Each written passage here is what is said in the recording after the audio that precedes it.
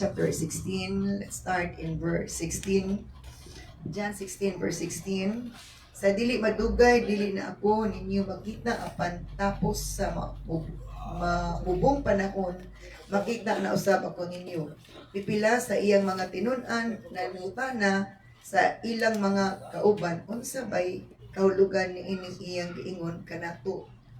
O nga sa dili madugay, dili na kita makakita kaniya apan tapos sa ubong panahon makita na usab nato siya. Ug kun unsa man usab ang iyang buot ipasabot sa iyang pag-ingon nga moadto siya sa iyang amahan. So ang Dios magapanalangin siyang pulong. So ani nga chapter o ani nga story is good kini maitungod sa pag padayag ni Jesus sa iyang ababot nga mahitabo na diin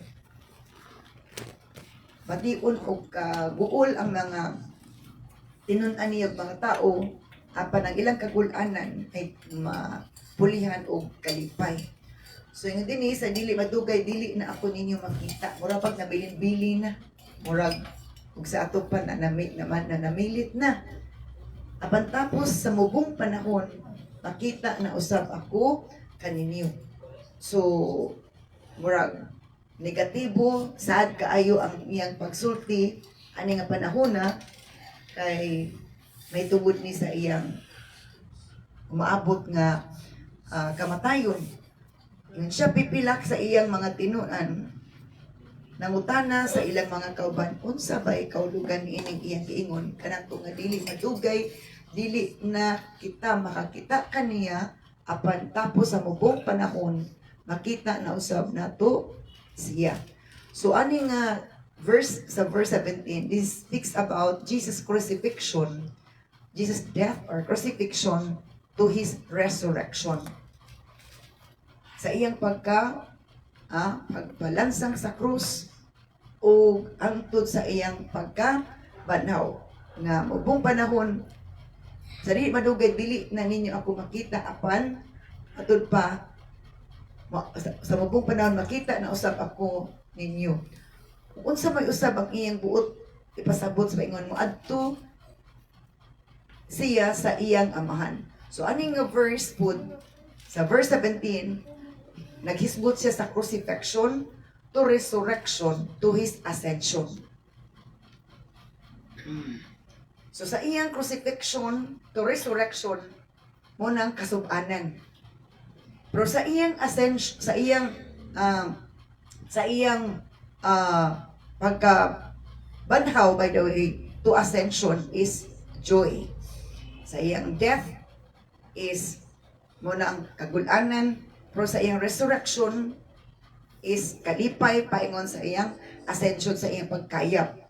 So wala sila kasabot unsay ipasabot ni Jesus. Naglibog silang tanan. Naglibog sila. Siya ingon unsa may kahulugan ni ining iyang giingon sa dili madugay. Nangutan na siya dili nato masabtan ang iyang gisulti. So naay mga panahon nagiwalihan ta ug sambingay nga di kita kasabot. Nya bisan pagili sambingay di ka punta kasabot usahay, no? In verse 19 si Jesus na ibalo nga buot silang mangutana kaniya busa miingon siya kanila. Miingon ako sa dili madugay, dili na ako ninyo makita apan tapos sa mubong panahon makita na usab ako inyo. Kini ba ang inyong gikalibgan? So sulti na lang gini Jesus ang naa sa ilang una-huna nga nahibaw-an ni Jesus sa ilang gikalibgan. Umatod pa din nga sa verse 20, sultihan ko kamo, manghila kamo ug magminatay apan malipay ang kalibutan. Maguol kamo apan mahimong kalipay ang inyong kaguol. So gisay-isay na nga umaabot nga panahon, maghilak sila, magminatay kit sila, maghilak. Kaya syempre dili jud maayo ang mahitabo. Dili maayo ang mahitabo. Maghilak sila, magbinatay daw sila og hilak. Maguol kamo apan mahimong kalipay ang inyong kaguol. So naay mga panahon nga magbinatay, maguol, Pero dili forever na nga experience, dili na forever nga feelings. Mulabay ra na siya. That is why nga ni Lord, be strong ta kay in the Lord, kay ano man, kumuabot ng panahon, dili ta strong, maluya jud ta. Yeah. Pwedeng ika-discourage, nga dili na makabawi, kay nagpaundayon na sa kaluya o ka-discourage. So, atong makita nung grabe ang panuguntugon, pagpadayag, aron dili sila makalitan, dili sila matingala, kung mahitabo na. Kung mahitabo na. Now, hindi makita ako ninyo pag balik. So, let us see the Mark chapter 16. Mark chapter 16, kay John Mani. Mark chapter 16.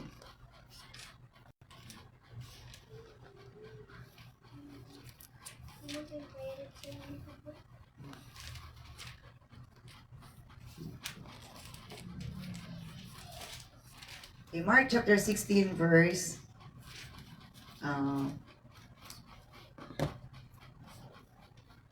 verse 16, Mark chapter 16 verse 14. Sa katapusan mipakita si Jesus sa napulog usa ka tinun-an samtang nangaon sila. Gisaway niya sila tungod sa ilang pagkakulang sa pagtuo o pagkagahi sa ilang ulo, kay wala man sila mutuo ni adtong nakakita kaniya nga na banhaw. So, aning Mark chapter 16, isa-isay diri nga nagpakita si Jesus sa ila. Pero sa verse 9, isa-isay nga ang unang gipakitaan ni Jesus ay pagkabanaw si Maria gid Magdalena. Hangtod dayon ang duha ka kanang mga laki nga niadto paingon sa Imos, means hot spring, o sila dayon mga tinun-an ni Jesus. Unya wala sila ka tuo nga si Jesus na daito. Sumuoto nga gi-rebuke ni Jesus sila kay wala man sila ni tuo nga mao na to, kay wala sila nakailan na halos tungod sa glory ni Jesus. Lahi na ang hitsura ni Jesus. Glorious na. So, sa pasabot, ana, that after we pass the test, after we pass the process, nga gitugot ni Lord sa ato ako makapasarta, may mutang glorious and victorious. Victorious and glorious. So, when we are victorious, then become glorious. Ang kaaway, dili na basta-basta kuan sa ato maka-atraka. Because naanatay certified na nga passer, champion, overcomer. Nga na siya. O sa game pa, winner ka. So, it does not mean kung winner ka sa isa ka game, wala na kailaing game. It depends. So, nga na si Lord ang nagtugot sa mga test nga ginahatag na to. And every time we pass, we become another, we are level again nga champion na punta, winner na punta. So, unsa na itabo sa mao nga kining istorya, maingon siya kanila, pag panglakaw kamo sa tibuok kalibutan ug isangyaw kining maayong balita ngadto sa tanang mga tao, ang mutuo ug magpabunyag maluwas, apan ang dili mutuo silutan. So nanugo na pud siya.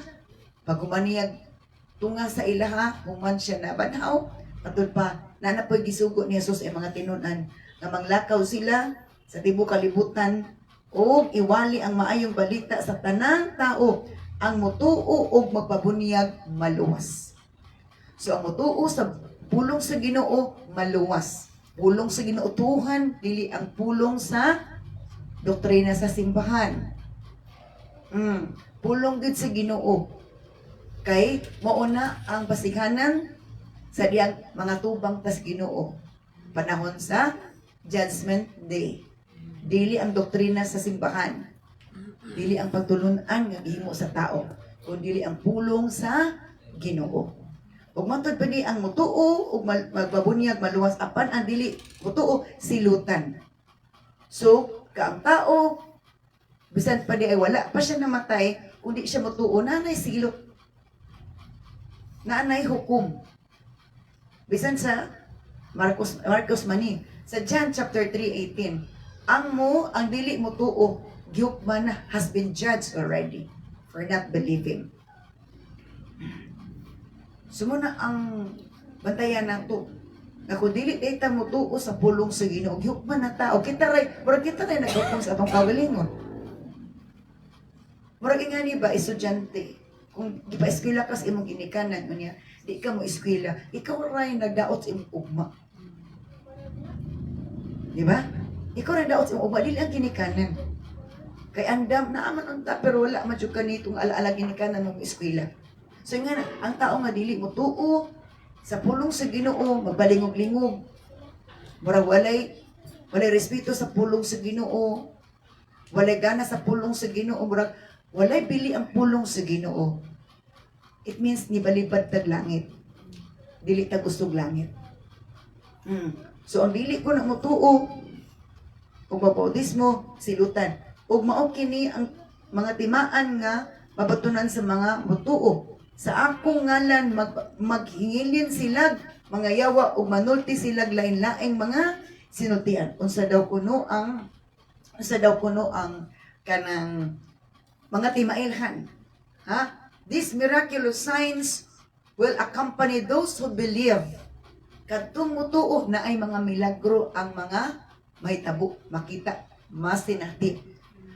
They will cast out demons in my name. Ang mutuod daw kuno, makailin og mga demonyo sa ngalan ni Jesus. And when they speak in new language, and they will speak in new languages, o magsulti sila laing pinulungan. That speaks about the baptism of the Holy Spirit.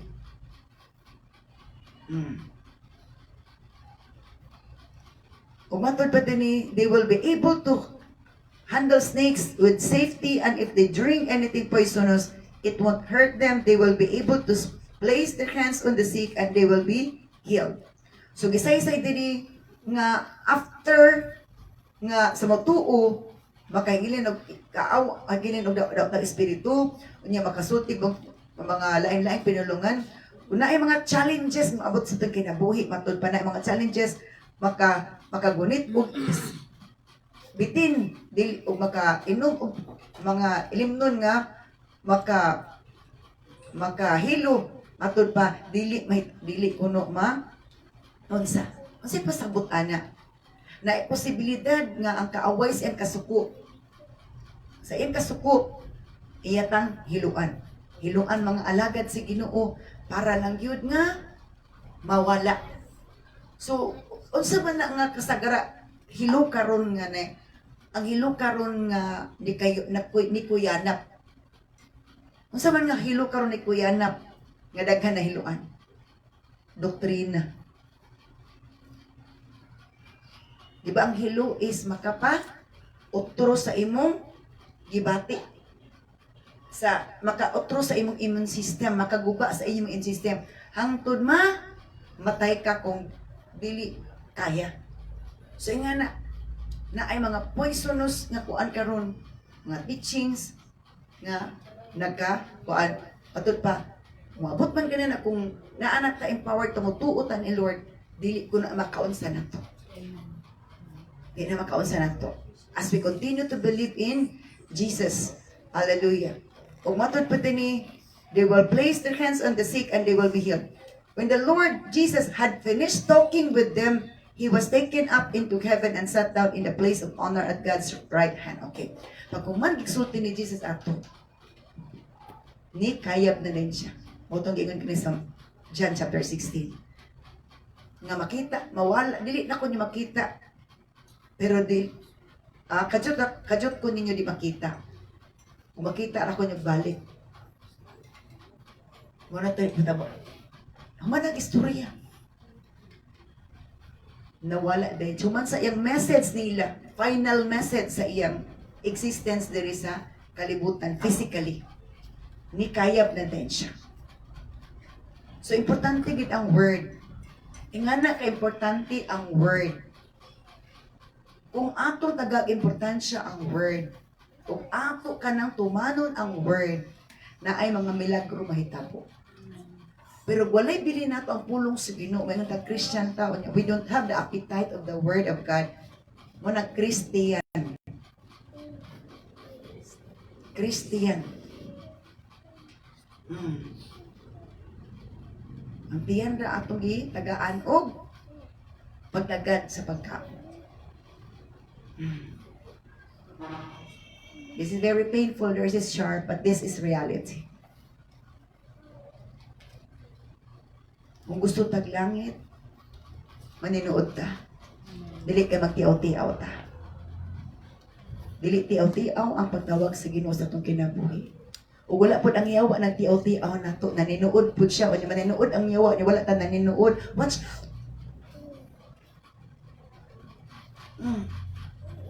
Kabalutan naninuod ang yawa, o nya kita dili ta maninuod sa Ginoo.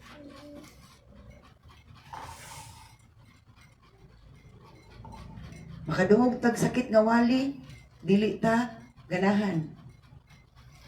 Nga gusto tag langit. Remember kasagara, victorious Bible characters. Grabe ni agid kalayos mga pagsulay. Baptism of fire. Grabe nga pagsulay. Kaya ang takos, kung gusto tag langit, dawato na tong tanan gitugot ni Lord sa atong kalibutan. So, ang mga milagro, muoni ang mga maganunot, magauban atong nituo kang Jesus. Na mga milagro may tabo. Maka-cast out of demon spirit. Na naman, because of that power and authority that God has given. Ug gumansulti ni Jesus ato, ni kayat na niya siya, ascension, ni ascend na siya sa langit. Ni saka na siya, ni balik na sa langit. And the disciples went everywhere and preached, and the Lord worked through them, confirming what they said by many miraculous signs. Ug guman nga ni kayab si Jesus, ang mga disciples nga gitugutan, o gitugunan, namuhat na sila. So sa pasabot anak, kung namuhat na tas bulaton si Ginoo, it means nag-obey ta. Kung na tayo gibuhat sa bulaton, kung wala pa tayo gibuhat, it means wala pa ka nag-grow. Diba ang dili, diba, wala gitrabaho, wala pa maturity. Kaya mature, mo trabaho naman, malihok naman. Pero wala pa tayo gibuhat. Sige lang taglingkod, wala tayo gibuhat. It means wala pa tayo nitubo. Bata pa tayo, kayang bata. Gusto na mag-enjoyment, gusto na mag-relax. But the mature, take responsibility. Do action. And regularly doing it. Not just according to what you feel. Kung ganahan kang trabaho ka, di ka ganahan, lipod ka. Mature people are responsible. They do their job regularly. That's part of identifying our status as Christian, as believers. So, let's go back to our key text in John chapter 16. So, in verse 23 na ta. John 16:23. John 16:23. Inig-abot ni adtong adlaw, dili kamo mangayo kanako bisag unsa, sultihan ko kamo. Ang amahan muhatag kaninyo bisag unsa inyong pangayoon kaniya pinaagi sa akong ngalan. So ingon ni Jesus, maabot na ng panahon na mangayo mo sa mong amahan pinaagi sa akong ngalan. I-address na to ang tanan kang Jesus. Walay lain nga i-address according to the Bible. Kaysa to, Jesus is the way, the truth, and the life. No one comes to the Father except through Him. Siya gyud ang matod pa ang dalan. And then sa Timothy, siya ang mediator, tigpataliwala. Maugod ginawa na ilaing tigpataliwala, wala na ila dalan paingog langit. Walay na ila ko na ay ngalan gituboy lahi na siya nga espiritu.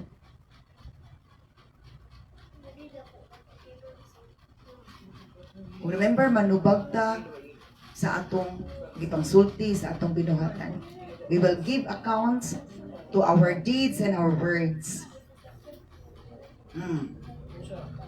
Kanina, nakuan ko sa Facebook nga nato, igsuon ko na ito ni Kibuloy. Dili ko, siya ko ng Ginoo. I'm the law. Diba? So, hangtod karon wala pa kamo nangayo og bisan unsa pinaagi sa akong ngalan. Pangayo og kamo hatagan aron mahingpit ang inyong kalipay. So, gi-challenge dayon ni Jesus ang iyang mga disciples. Gi-challenge na niya nga mangayo jud tang gamit ang iyang ngalan para kuno madawat nato ang hingpit nga kalipay.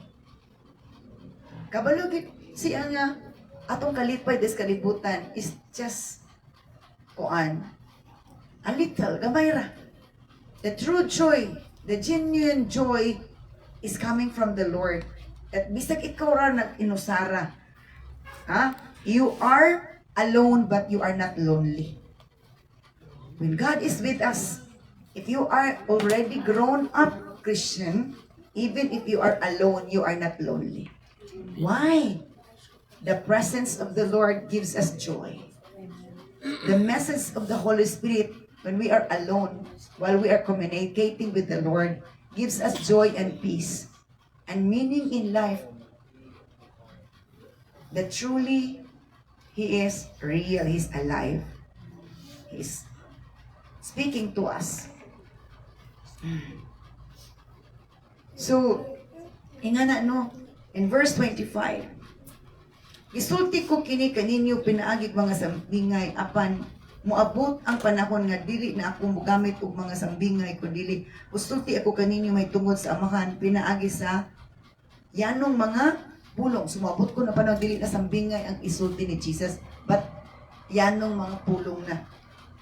Inig-abot ni adtong adlaw mangayo kamo kaniya pinaagi sa akong ngalan ug ako dili moingon nga ako maoy mangayo alang kaninyo. Kay ang amahan mismo, naigugma man kaninyo, naigugma siya kaninyo, kay naigugma man ako kay naigugma man kamo kanako og mituo nga ako gikan sa Dios. So ang naigugma ni Jesus, it means naigugma sa amahan. Kay ingon pa sa Biblia nga siya ang sibo sa dagway sa Dios. So if we love Jesus, it means we love God the Father. So tinuod nga ako gikan sa amahan ug mianhi sa kalibutan ug karon mobiya ako sa kalibutan ug mobalik sa amahan. Sa John chapter 16. Pero sa Mark chapter 16, human nagsulti, may tungod sa iyang pagkayab o may tungod sa iyang pagtugon, mangwali ang mga katinunan, human sulti sa tanan, nikalit na siya kawala. What does it mean atong iyang pagkahanaw? Ascension niya, nga nikalit siya hanaw. Ingana ang maitabo sa pagbalik sa Ginoo. Makalit ng tagkahanaw nga ining kalibutana in just a twinkling of an eye. Isa lang kapamilok mawala ta. And that's the work of God. Unang gusto ni Lord, diba ang anak ka-automatic ang magnet. Seconds ra. Unang gusto ni Lord nga, ready ta kanunay. Dili lang si Domingo ta godly. Domingo ra ta marag pinog sinultian. Lain ganing adlaw, pero dili ta mailan na Christian.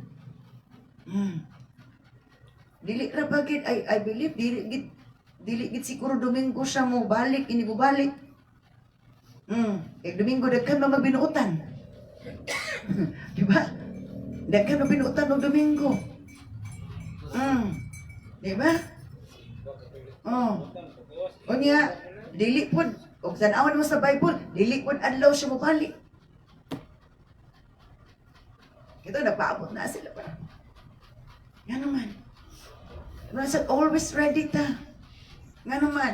aron ang atong mga sakripisyo din kalibutan na ang atong pagpangalagad si Ginoo dili masayang. Dili sayang. Okay, padayon taon sa inagdadagan aning istorya ha. Okay. Asa na ganito? Tinuod nga ako gikan sa manahon na tadian nga. Unya ang iyang verse 29. Unya ang iyang mga tinun-an miingon kaniya, karon yano nagayud ang imong pagsulti ug dili na pinaaging mga sambingay.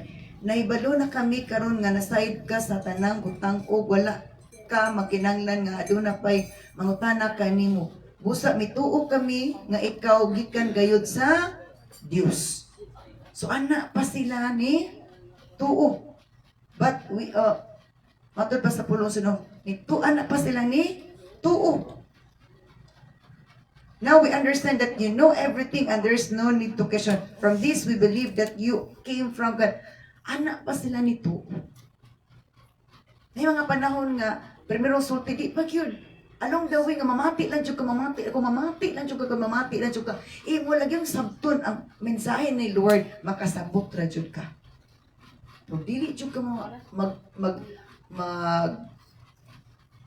sa tawagan na, maningkamot nga masabtan nimo, di jud ka kasabot. Kung di ka kasabot, sayang ang tanan. You are just wasting the time. Every time makasabot na sa pulong sa Ginoo, that makes us grow. Again, every time makasabot na sa pulong sa Ginoo, magpadugang na ito nagtubo. Kaya mura na siya vitamins. Na mag-boost atong immune system, magpatubo na ito. May panahon nga, pakatulog punta. Okay. So, nga anak pa sila nito, o basta may tuo kami. Patod pa din we believe na there's no need to question. For this we believe, matod pa in let's see the KSB in verse 30. This is why we believe that you came from God. Jesus answered, Do you now believe in si Jesus? Nituon na ba mo? Nituon na ba mo? Sa ato pa, pila nakatuig nga ilang uban-uban, naapay uban, pagid katuugin sa si Jesus. Napan wala pa, naghanging pa ang ilang pagsabot. Ang uban nakasabot na jud. And matod pa, in verse 32, the time is coming and it's not here. When you will be scattered, ingon si Jesus, wabot ang panahon o gani, niabot na. Nga kamo magkatibulaag, it's one going his own way, leaving me alone. Ipadayag na. Nga magkatibulaag sila. Magkabulag-bulag sila kung si Jesus, biyaan nila. Isulti na o sa dangatan. So na mga panahon nga ingana, nga magkabulag-bulag niya, bili na. Why? Because of fear. At di man nagbulag, nahadlok man sila. So, pero kabalo mo atong panahon na, nanghadlok ang mga disciples si Jesus. Kinsa nagmaisugon? Ang mga babae. Wala sila nakadlok, nagsunod-sunod sila, nag-sacrifice, sila, ilang gisundan-sundan, asa depito si Jesus. That 11 naman lang to sila dayon. Kaya ang isa ni bali namang hangin. Ang 11 nang hadlok na, wa nagpakita, nagpalayo, nagisinag isig na lang dinaganay asas nila paingon. Pero ang mga babae nga nawalihan, nakasabot, nagsunod. Courageous ang mga babae, wa nakadlok. Oh. Isog ang mga babae, pero babae giduot-duotan, kadi paminawon, mo na, may pang Ginoo, kay nisalig pas mga babae. Yes, dili in favor sa mga babae. But as we understand the scripture, this is it, this is the reality. Manadili ang Ginoo malipay, wala ang Ginoo malipay sa mga tao, mismo mga alagad sa Ginoo nga, dili mo mutuo, dili, wala ilang confidence, wala sila pagsalig sa babae nga, alagad siya. Nisalig man gani ang Ginoo. Anara ko na siya. Nisalig man gani ang Ginoo. Di Joyce man, gisaligan ako. Yawa lang nga naghatag na kong authority. Anointing magwali. Pila nakatuig. So we have to correct because sometimes we are blinded by the enemy because of our old understanding about the scripture. Many are still in that shell. Takkan pa anak na ilalom anak nga shell. So anak pa sa nagtuo. Sa nagtuo na ba mo? Siya, I am not alone because my Father is with me. Sa magkatibula ang mubiyaan ko ninyo pero dili pud ko wala ko dili ko maginusara kay ang akong ama uban kanak. I have told you all this so that you may have peace in me. Gisultian ta mo aron na amoy kalinaw dili kanako. Here on earth you will have many trials and sorrows, but take heart because I have overcome the world. Naay sakit, naay positive, naay negative ang gisulti. Insya nga kanang ako kung gisultian aron makabaton kamo kalinaw diri nako, you may have peace that in me you may have peace. Dana ra kuno gikan ang atong kalinaw ni Jesus. Pero sa uban ay ikaw nagkuan na mo, ikaw nagtrouble na mo, ikaw nagsabot, ikaw nagconfuse na mo. Because when there is confusion, our mouth is not speaking already the right thing. Okay, sa itsa ni Jesus, nga din kalibutanan na ay mga trials, mga kasubanan, but ingon si Lord, ayaw kaguol, kay ako nang daog ang kalibutan. So, naay positive ag negative ani. Usay maana mata dili mata ka nagbulong sa Ginoo nga negative kay kusog positive. Musugod tag sa dili, these two will go together. Dili mag-function ang kuryente kung wala negative o positive. Naatay positive o negative. We have to accept that positive and negative that God allows us to deal with, to encounter, to experience, because that's part of determining our strength and our maturity and being responsible. Dili ta mo dawat og negatibo, puro lang positibo. Who are we to request that? Kinsa man ta nga mag-request ana, walay dili mo agi ana. Mo agi jud ta, but say no, be strong in the word and in the power of His might. Nga naman, testing is always on the way. And we do not know how heavy it is, how difficult it is. Kung ipaaguon ta niya kagulanan, do not expect always joy lang imo kuan. Sometimes God let us experience the joy, too much joy, but do not expect that all the time you will experiencing that same experience. There are times that God will bring us into a negative situation, putting us down for us to pray, meditate, and ask God's guidance and strength for us to know our status.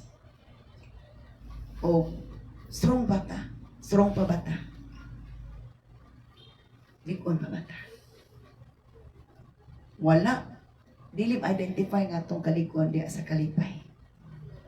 Di anak ma-identify atong kaliguan diya sa negatibo nga sitwasyon. Diya sa mga kagipitan. Ana na siya. The battle is won when we trust God, when we have faith in the Lord, when we have the courage to keep on fighting in our battles. Hallelujah. Then our sorrow will turn into joy after all.